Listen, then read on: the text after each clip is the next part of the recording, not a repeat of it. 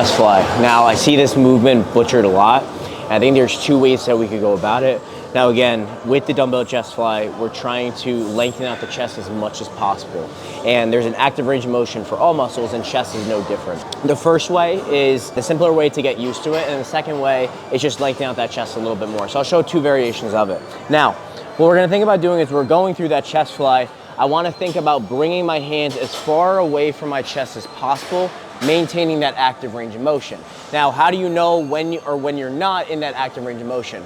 Typically, what you see is a little bit of shoulder pain, pain in other areas, or just discomfort altogether. Or you just might be getting a little bit too much shoulder sensation.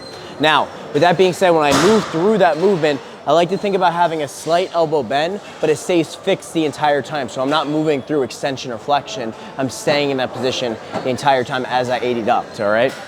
Now, as I set up, I'm coming up the same way as if I was doing a dumbbell bench press, all right? I'm bringing those weights next to each other. Now, I don't want to think about just touching them the entire time. They can be slightly away from each other.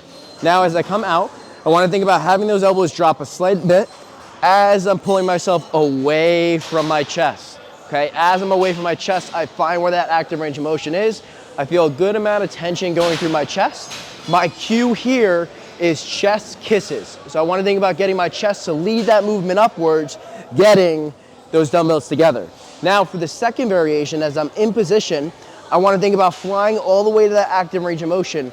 There's going to come a point where I can't get any farther. I'm going to drop those elbows into that flexion position to get a little bit deeper into position, kissing that chest and pressing back upwards. Now, if you looked at the two variations, you replayed the video back, the first variation, as I'm coming all the way back, I'm thinking about flying forward.